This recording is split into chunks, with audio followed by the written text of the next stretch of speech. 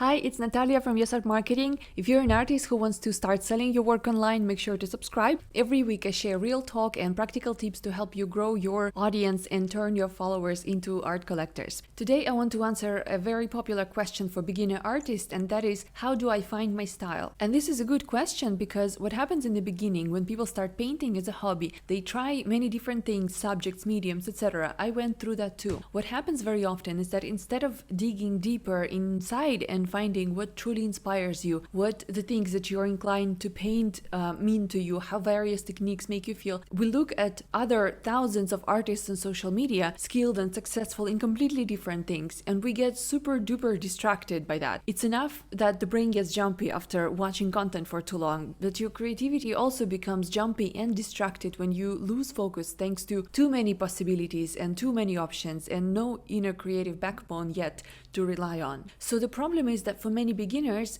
until you have a clear style, it's hard to market yourself. I did have another video saying that you can sell art even if you don't have one style that you're sticking to, and that's true. However, it boils down to being recognizable anyway for your unique aesthetic, your voice, the way you present your art, your ideas, and the mindset behind them. So what is a unique signature artistic voice? It's what makes you recognizable. It's what makes people see your artwork or a post or a video and instantly know that it's yours even before they see your name. And what makes people recognize your work? Things that are memorable about it. Buyers need to remember you. Online, attention spans are tiny. People scroll, they see 100 pieces of art per day. If your work doesn't leave a consistent impression, you will just blur into the feed. It's great if you're doing something original that no one has ever seen. That really can open a lot of doors for you. But what if you're not there yet? Then there are other ways to get remembered. Think about it for a second. When someone sees your post on a Monday and then again on Tuesday, do they know it's the same artist? If yes, then you're building recognition. That recognition is what makes people trust you, follow you, and eventually buy from you. So when artists ask, how do I find my style? What they're really asking is, how do I make my art recognizable so that people remember me? And that is the question we're actually answering today. Here are 7 steps and practices to nurture and develop your unique artistic voice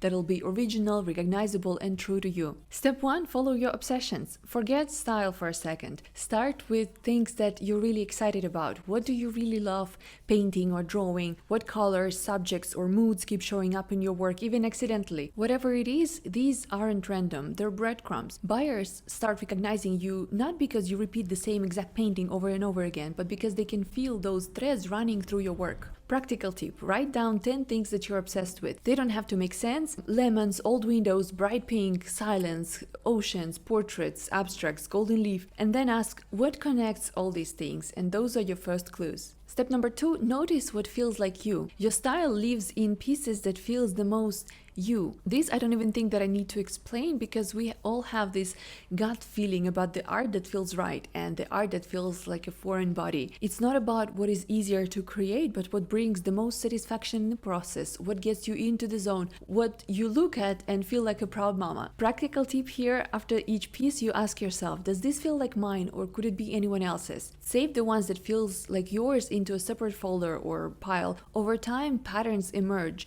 colors, brushstrokes, emotions.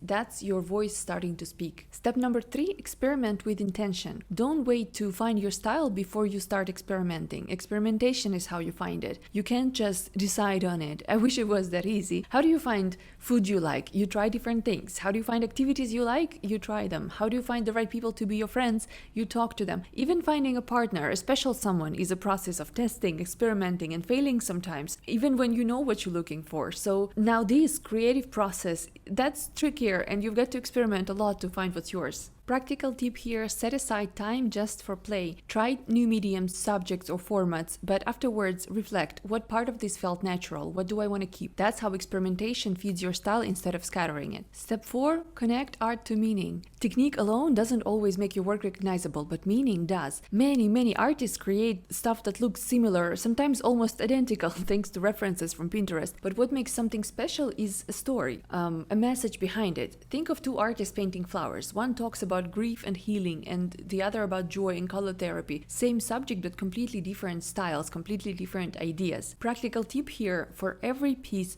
write one sentence about why you made it. Maybe it's memory, maybe it's joy, grief, obsession with color. Share that with your audience. That sentence is often what makes people remember you and not just your painting. Step 5, create cohesion. Cohesion doesn't mean sameness. It means that your account, your body of work feels like it belongs to one artist. Review your last 12 posts or pieces. Do they feel connected? Do they look connected? If not, maybe there is one small thing that you can repeat in your paintings. Maybe that's a color palette, a mood, a theme, an element. This kind of cohesion is what helps buyers recognize you even when you experiment. Step 6, build recognition over time. Style isn't something that you just wake up to one day. It shows up after making and sharing a lot of work. That's the part that frustrates so many artists, because recognition doesn't just happen quickly. It doesn't happen overnight. It grows through action, by painting and painting and painting a lot, by sharing consistently, by noticing what repeats, by noticing what your audience responds to. The more you create and put out into the world, the more these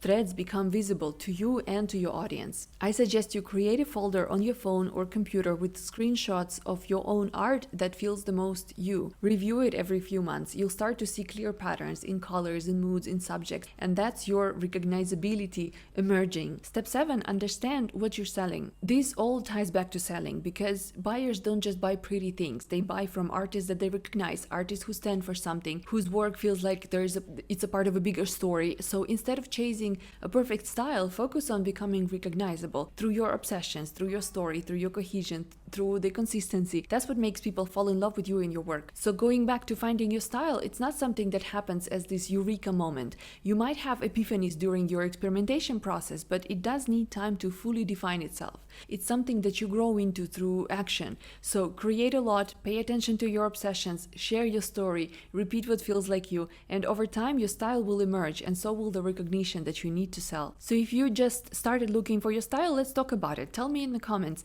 what's one subject, one color, or one theme that you keep coming back to in your art? And don't forget to like this video and subscribe for more weekly art marketing and creative growth tips. See ya!